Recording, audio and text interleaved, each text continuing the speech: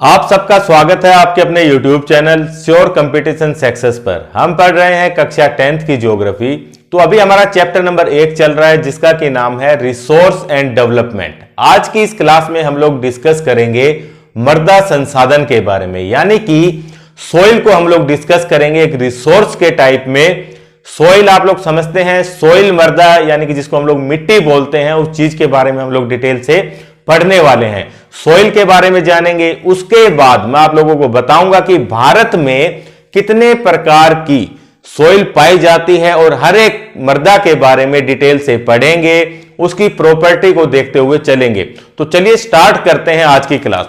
तो देखिए, अगर हम लोग मृदा की बात करें तो हमारी अर्थ क्रस्ट की जो सबसे ऊपर वाली लेयर होती है, जो कि छोटे छोटे पार्टिकल से मिलकर बनी होती है। अब ये पार्टिकल्स आते कहां से हैं? तो देखिए, अर्थ की जो क्रस्ट है आप लोगों को पता है कि ये विभिन्न प्रकार की चट्टानों से निर्मित है। जब इन चट्टानों का अपक्षय अपर्दन होता है, जब ये महीन कणों के अंदर टूट जाती है, और उसके अलावा इसके अंदर कुछ ऑर्गेनिक मटेरियल यानी कि पेड़ पौधों की जैसे पत्तियां होती हैं, पेड़ पौधे हैं, जानवर हैं, कीट पतंगे, ये सब मरने के बाद ये क्या होते हैं? डिकम्पोज हो जाते हैं और उसी के अंदर ही महीन कणों के अंदर ये मिल जाते हैं।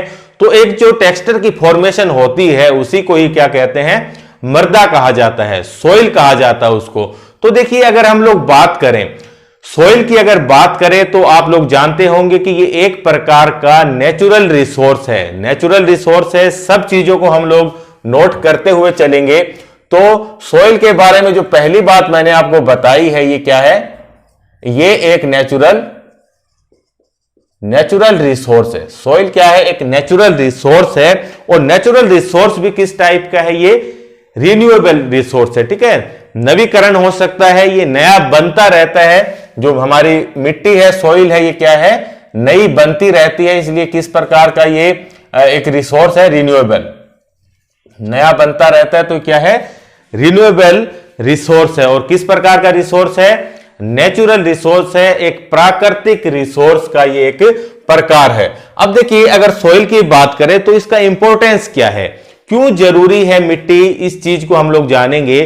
तो जो सोइल है आप लोगों को पता है कि ये प्लांट को ग्रो करने में हेल्प करती है, ठीक है। अगर मिट्टी ना हो तो कोई भी किस्म के पेड़ पौधे इस पृथ्वी पर पनपेंगे ही नहीं, ठीक है। मिट्टी एक मीडियम प्रदान कर रही है।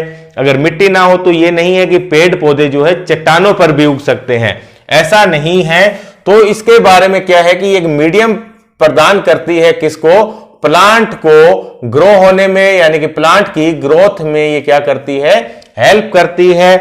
उसके अलावा बहुत सी जो भाई लाइफ्स हैं अर्थ के ऊपर, बहुत सी जो लाइफ है, इनको भी क्या करती है? ये सपोर्ट करने का काम करती है। हम क्या है? लिविंग ऑर्गेनिज्म है। तो हमारा जीवन भी जो है कहीं ना कहीं किससे जुड़ा हुआ है? मिट्टी से जुड़ा हुआ है। हमारे खाने पीने की जो भी वस्तुएं हैं, जो अनाज हैं, फल सब्जियां वगैरह, ये सब किससे संबंधित हैं? ये मिट्टी से ही पनपते हैं। और इसलिए हम लोग कह सकते हैं कि ये जो सोइल है, मृदा, ये क्या करती है? ये सपोर्ट करती है डिफरेंट टाइप के लाइफ सिस्टम को, different types of living organism. समझ गए हैं ये चीज? जो सोइल है ये सपोर्ट करती है different type of living organism, ठीक है। ये चीज समझ गए। उसके बाद बढ़ेंगे आगे। तो देखिए, सोइल जो है अपने आप में ये क्या है? एक लिविंग सिस्टम होता है।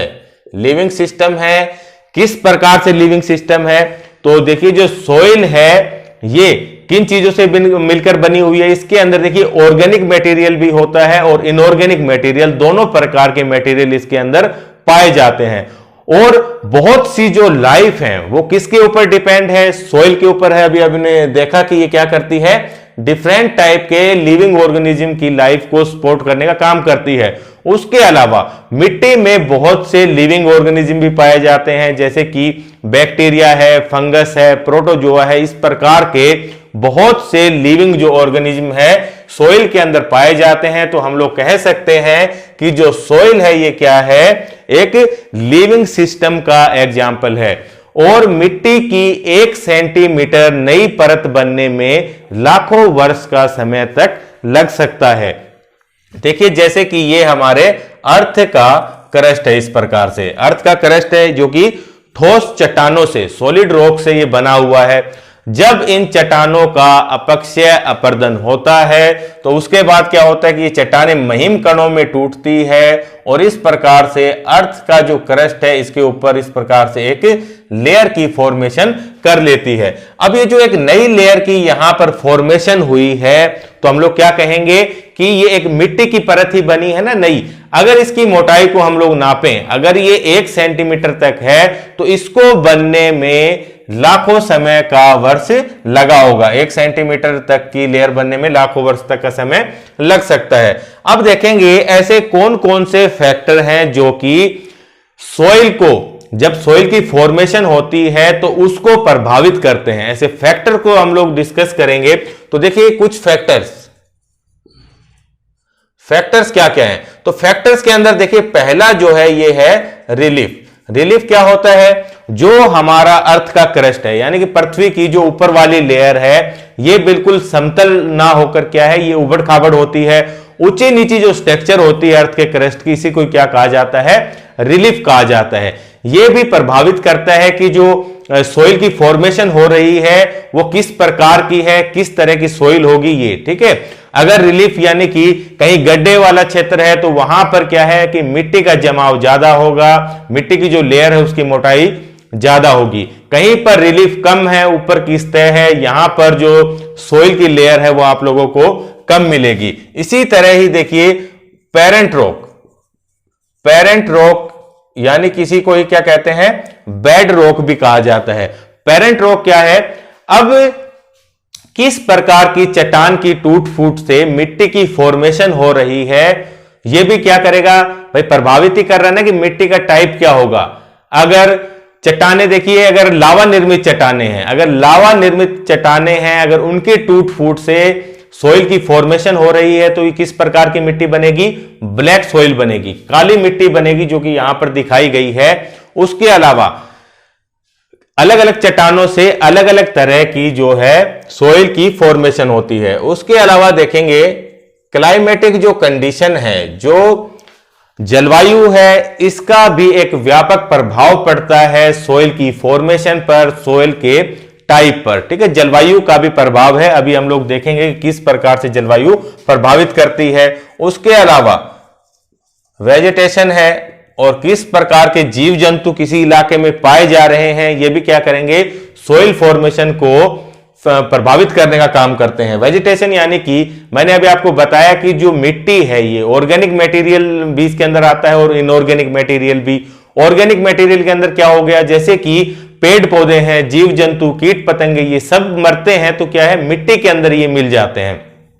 तो मिट्टी के अंदर जो इनका भाग है यही क्या है, ऑर्गेनिक पार्ट कहलाता है मिट्टी का, जिसको हम लोग ह्यूमस के नाम से भी जानते हैं। तो वेजिटेशन यानी कि किस प्रकार के पेड़ पौधे पाए जा रहे हैं, ये सब चीज क्या करते हैं, सोइल फॉर्मेशन को प्रभावित करने का काम करते हैं। उसके अलावा जो एक फैक्टर है ये उसको कहेंगे टाइम, यानी कि टाइम से भी पता चलता है कि मृदा का प्रकार किस प्रकार का होगा। टाइम यानी कि बनने में किस प्रकार का समय लग रहा है। जैसे कि आप लोगों ने पढ़ा होगा खादर और बांगड़ के बारे में, तो ये क्या है, टाइम के साथ ही डिसाइड किया जाता है कि मिट्टी का जो प्रकार है किस प्रकार का होगा। अभी हम लोग पढ़ेंगे एलुवियल सोइल को, उसके अंदर मैं आपको बताऊंगा कि खादर और बांगड़ क्या है और किस प्रकार से टाइम के साथ यानी कि एज के साथ भी ये डिसाइड किया जाता है कि जो मिट्टी का प्रकार है वो किस प्रकार का रहेगा, ये है। उसके अलावा देखिए कुछ नेचुरल एक्टिविटीज भी होती है, कुछ प्राकृतिक एक्टिविटी भी होती है जो कि मृदा की फॉर्मेशन या फिर उसके टाइप को प्रभावित करने का काम करती है। तो ये कौन कौन से हैं, इस चीज को देखेंगे। तो सबसे पहला जो है ये है टेम्परेचर। अब टेम्परेचर किस प्रकार से प्रभावित करता है, टेम्परेचर से जो सोइल फॉर्मेशन की जो स्पीड है बनने की, कम या ज्यादा, ये सब चीजें भाई कंट्रोल होती है। जैसे कि मान लीजिए कोई चट्टान है, अब चट्टान के ऊपर दिन के समय जब सनलाइट तेज होती है वो चट्टान गर्म होती है, गर्म होकर फैलती है। रात के समय जब मौसम ठंडा होता है वो फिर से सिकुड़ने लगती है।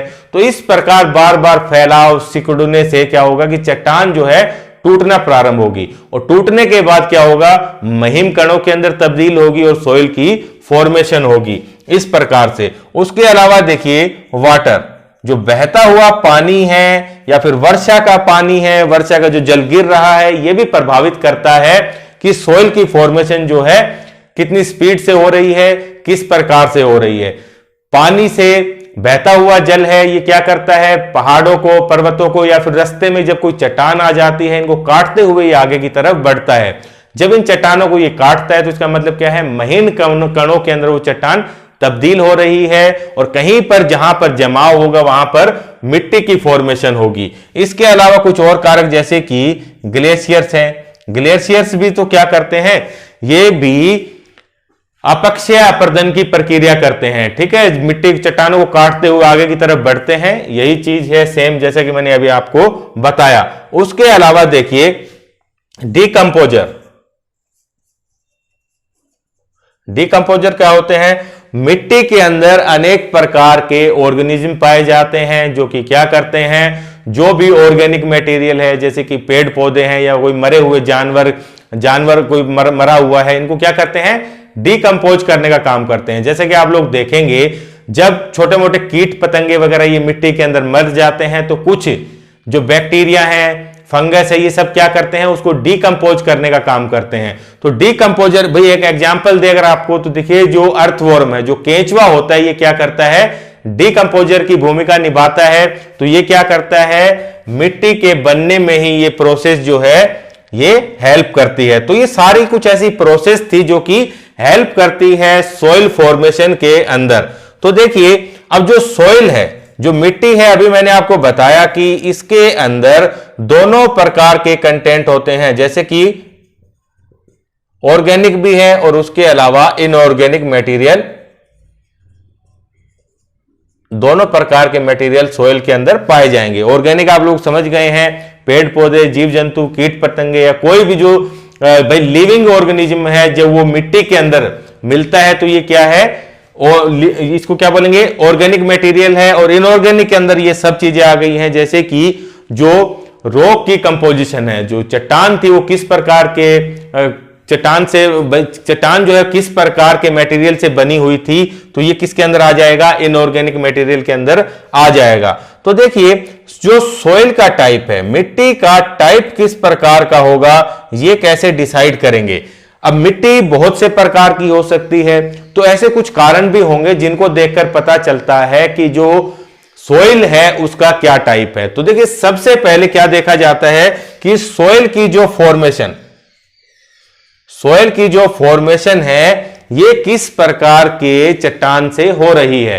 तो इससे क्या पता चलेगा, सॉइल का टाइप पता चलेगा। एग्जाम्पल मैंने आपको बताया कि जैसे कि जो चट्टान लावा से निर्मित है उससे क्या बनेगी, काली मिट्टी बनती है। उसके अलावा देखिए सॉइल का कलर से भी पता चलता है कि सॉइल का क्या टाइप होगा। जैसे कि यहां पर आप देख सकते हैं काली मिट्टी, लाल व पीली मृदा, ये सब क्या है, कलर के हिसाब से डिवाइड किए गए हैं। उसके अलावा देखिए जैसे कि थिकनेस यानी कि मोटाई क्या है मिट्टी की, उससे भी पता चलेगा कि सॉइल का प्रकार क्या है। ठीक है, जैसे कि हम लोग देखेंगे जो एलुवियल सॉइल है ये क्या है, बहुत ज्यादा यानी कि गहराई तक ये भरी हुई है। जो एलुवियल सॉइल है, जो जलोढ़ मृदा की बात कर रहा हूं, जो ग्रीन कलर से दिखाई गई है। अभी आगे बढ़ेंगे आप लोग समझ जाएंगे।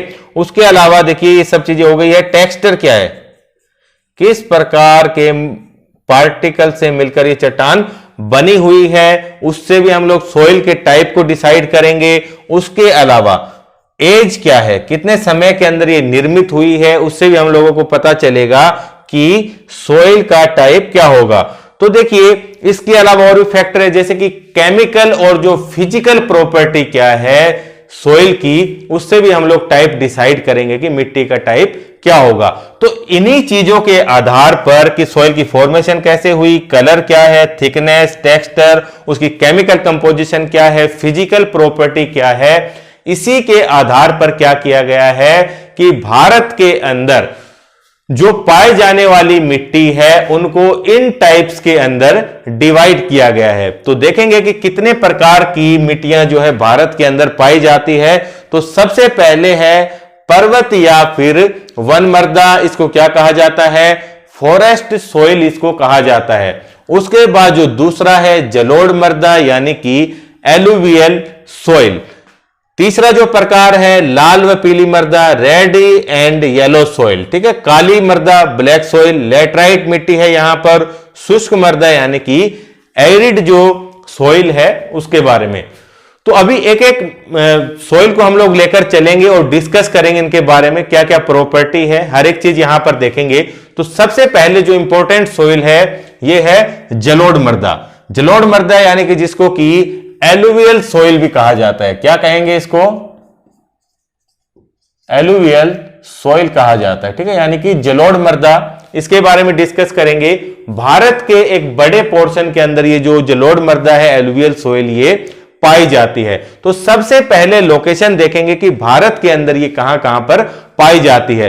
तो इस डायग्राम के अंदर आप लोग देख सकते हैं, जहां पर आप ये ग्रीन एरिया देख रहे हैं इस प्रकार का, तो ये क्या है, एलुवियल सॉइल का एरिया है, ठीक है, यहां पर एलुवियल सॉइल पाई जाएगी। तो सर्वाधिक मात्रा में कहां पर है आप लोग देख सकते हैं कि देखिए जब हमने भारत के जो भौतिक स्वरूप के बारे में डिस्कस किया था तो मैंने आपको बताया था कि सबसे ऊपर क्या है, उत्तर का हिमालय है। उसके बाद जो नीचे का पोर्शन है ये क्या है, उत्तर का विशाल मैदान है। तो ये जो मैदान है उत्तर का मैदान, तो ये इसका देखिए जो पूरा भाग है ये किसके अंतर्गत आता है, एलुवियल सॉइल के अंदर आता है, जलोढ़ मृदा के अंदर आता है। ऐसी मृदा जो कि जल के द्वारा बहाकर लाई जाती है और कहीं पर जमा दी जाती है, उसी को क्या कहते हैं, जलोढ़ मृदा कहा जाता है, एलुवियल सॉइल कहा जाता है।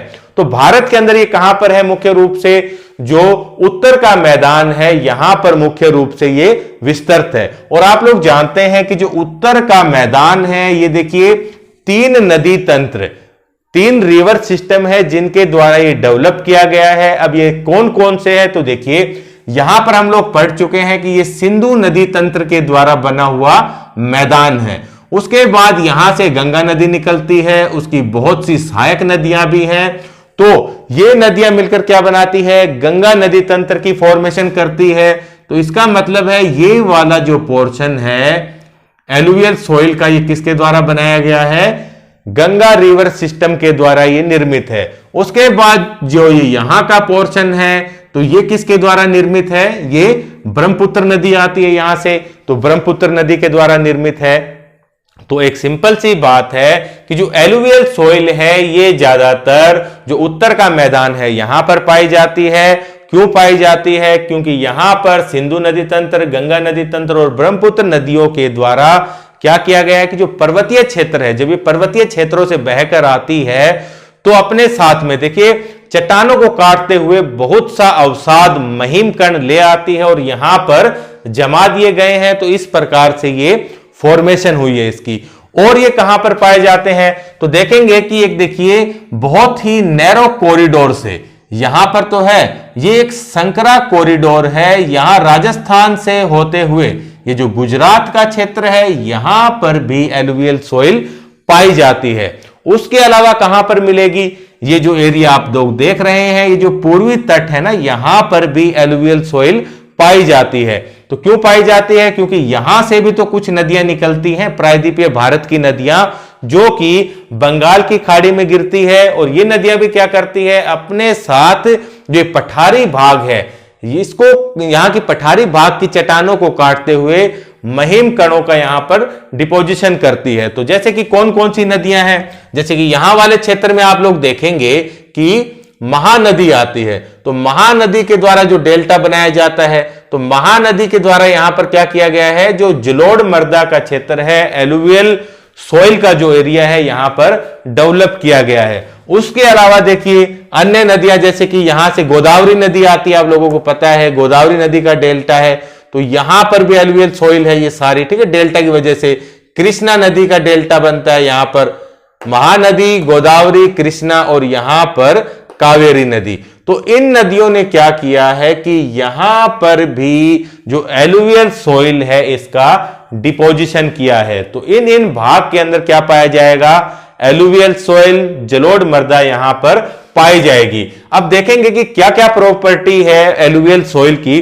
तो एलुवियल जो सॉइल है इसके अंदर मुख्य रूप से क्या क्या पाया जाता है, तो मुख्य रूप से इसके अंदर मिलेगा आप लोगों को, देखिए सैंड मिलेगी, ठीक है, सैंड यानी कि मिट्टी के ही कण है। उसके अलावा सिल्ट क्या होता है, गाद बोलते हैं इसको, ठीक है। नदियां जब बहकर आती है तो उसके नीचे जो जमा रहता है ना, बहती हुई नदियों के नीचे जो कीचड़ युक्त सा पदार्थ रहता है उसको क्या कहते हैं, सिल्ट कहा जाता है, हिंदी में गाद कहते हैं। उसके अलावा इसके अंदर होता है क्ले क्या है, मिट्टी के ही कण है, लेकिन ये क्या है, बहुत ज्यादा महीन होते हैं, बहुत ज्यादा जो बारीक कण है वो मिलकर क्या बनाते हैं, क्ले बनाते हैं, ठीक है। तो थोड़ा चिपचिपापन सा होता है, चिकनी मिट्टी टाइप का, इस प्रकार का ये क्या है, क्ले। तो एलुवियल जो सॉइल है सैंड, सिल्ट और क्ले का क्या होता है, ये मिक्सचर होता है। उसके अलावा देखेंगे कि देखिए जब ये नदियां बहकर आती हैं, तो जैसे कि गंगा नदी उत्तराखंड से बहकर आई और यहां पर इसने क्या किया, ब्रह्मपुत्र नदी के साथ मिलकर यहां पर डेल्टा बनाया। तो हम लोग यहां पर देखेंगे कि जहां पर नदियों का मुहाना होता है, मुहाना यानी कि जहां पर नदियां बड़ी जल राशि के साथ मिलती है, जैसे कि यहां पर बंगाल की खाड़ी है, तो गंगा नदी जैसे बंगाल की खाड़ी में गिर रही है, महानदी है, गोदावरी, कृष्णा, कावेरी, ये सब यहां पर गिर रही है इसके अंदर। तो नदी के मुहाने से लेकर, तो गंगा नदी जैसे कि यहां पर गिरती है, तो इसके मुहाने से लेकर जब हम लोग इसके उद्गम स्थल की तरफ चलते हैं, नदी के मुहाने से लेकर ये नदी कहां से निकल रही है, जब वहां तक हम लोग जाएंगे तो ये जो भाई मिट्टी के कण होते हैं, जो पार्टिकल्स होते हैं, तो उसके अंदर क्या चेंज आता है। तो देखिए नदी जब कहीं से उद्गम होगी, अब गंगा नदी यहां से निकलेगी पर्वतीय क्षेत्र से, उसका बहाव भी तेज होगा, जब पहाड़ों से नीचे उतरेगी तो बहुत ज्यादा तेज बहाव होता है, उसका बहुत ज्यादा शक्ति होती है। बड़े बड़े पहाड़ को, बड़ी बड़ी चट्टानों को क्या करती है, काट कर अपने साथ में बहाकर ले आती है। बड़े बड़े चट्टानों के पीस नदी के अंदर क्या है, लुढ़कते हुए चले आते हैं। उसके बाद जब नदी पर्वतीय क्षेत्रों से नीचे उतरती है तो इनकी जो स्पीड है वो कम हो जाती है। अब स्पीड कम होगी तो बहने का वेग भी कम होगा नदी का, जिसके चलते क्या होगा कि जो बड़े बड़े चट्टानों के टुकड़े नदी अपने साथ में बहाकर लाई थी, अब उनको वहीं छोड़ना होगा, ठीक है, क्योंकि इतनी पावर नहीं है रिवर के अंदर। तो इन बड़े कणों को, जैसे कि पहाड़ों की जो तलहटी है ना, यहां पर छोड़ दिया जाता है, यहां पर छोड़ दिया। उसके बाद नदी और आगे बढ़ेगी, मैदानी भागों में प्रवेश करेगी, स्पीड और अधिक कम हो जाएगी, तो और जो छोटे कण होंगे उनको वहां पर छोड़ दिया जाएगा। इस प्रकार से जब तक नदी चलती रहेगी तो अपने साथ में जब बिल्कुल यहां पर कम स्पीड हो गई है तो भी कुछ कण तो होंगे ही, मिट्टी के, बालू के, सबके कण होंगे।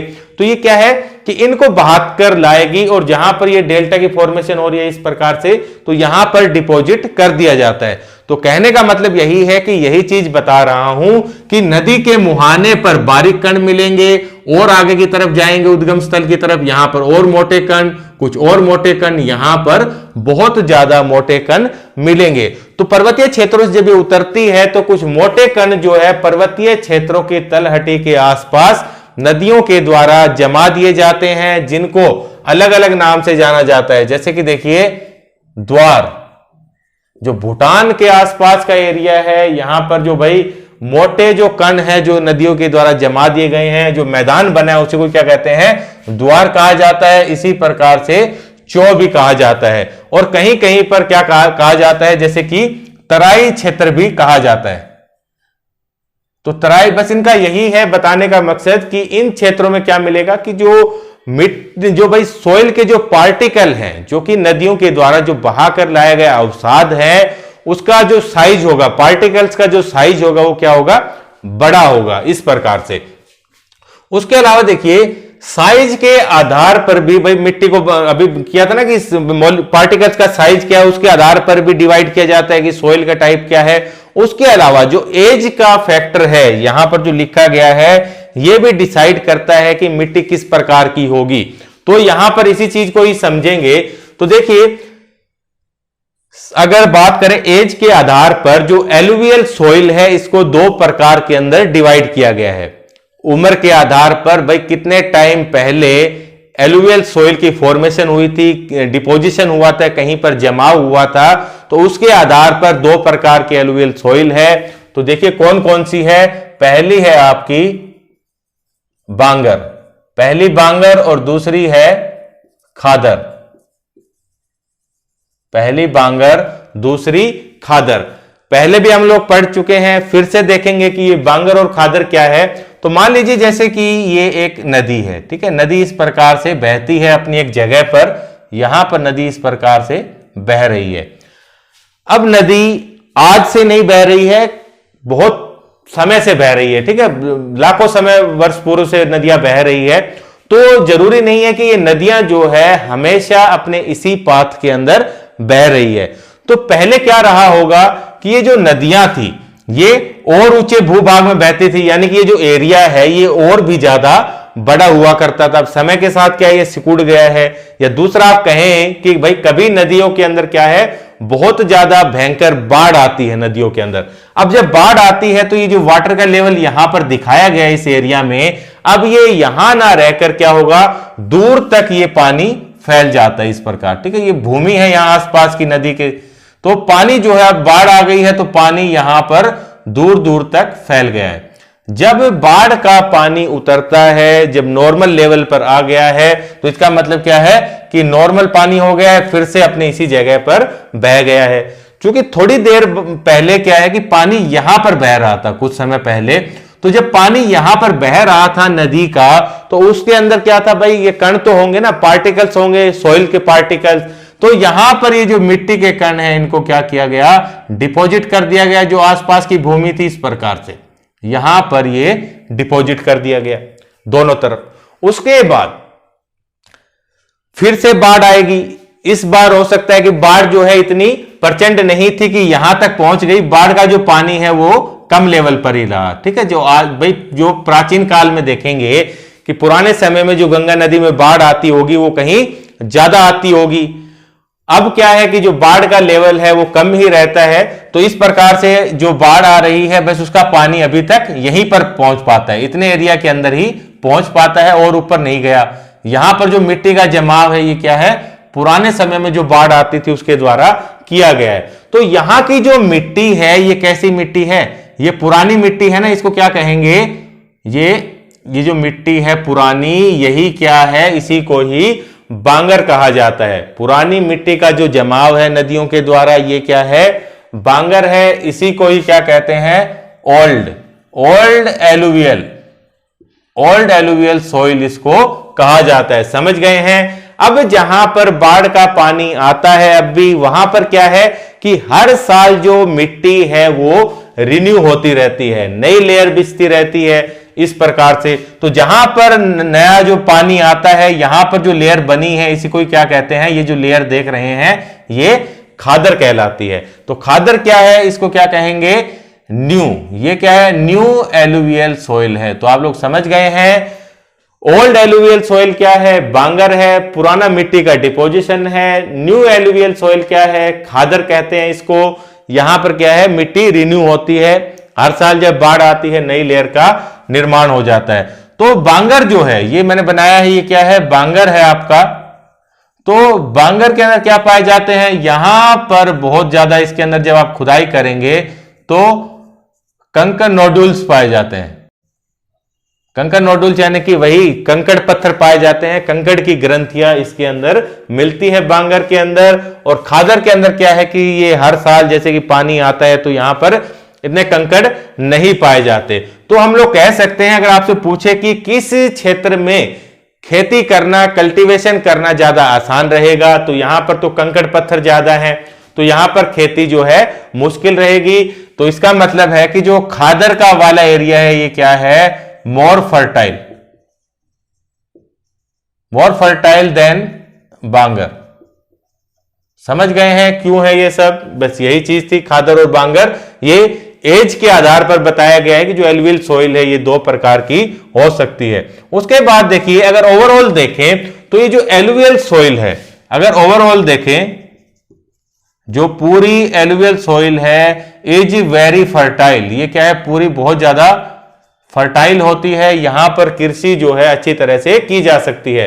बांगर क्या है, इसकी तुलना में, खादर की तुलना में कम उपजाऊ है, लेकिन क्या है, उपजाऊ है। और एरिया को देखेंगे तो एलुवियल सॉइल जो है ये क्या है, वेरी फर्टाइल है। इसके अंदर बहुत से मिनरल्स पाए जाते हैं जो कि किसी भी फसल के लिए बेहद उपयोगी होते हैं। फसल को जो चाहिए मिनरल, नॉन ऑर्गेनिक मटेरियल, वो इसके अंदर पाए जाते हैं। जैसे कि क्या, पोटास पाया जाता है इसके अंदर, ठीक है, पोटास है, फॉस्फोरिक एसिड, फॉस्फोरिक एसिड है, उसके अलावा देखिए लाइम। ये सब चीजें क्या है कि एलुवियल सॉइल के अंदर ये सब चीजें पाई जाती है। अब ये चीजें पाई जाती हैं तो ये क्या है, ये मिट्टी जो है ये आइडियल है किस प्रकार की फसलों के लिए। बहुत सी फसल है जिनकी ग्रोथ के लिए आइडियल है, जैसे कि शुगर केन, गन्ने की खेती है, धान की खेती की जाती है, पेडी क्रॉप्स। उसके अलावा देखिए गेहूं की खेती, वीट, अनेक प्रकार की दालें। तो इन सब का क्या है, यहां पर ये जो मिनरल्स पाए जाते हैं इनके लिए, तो इन फसल के लिए बेहद उपयोगी है। अब देखिए, जैसा कि मैंने बताया कि ये जो मिट्टी है भारत के सबसे बड़े क्षेत्र के अंदर भी, क्षेत्रफल के अंदर पाई जाती है।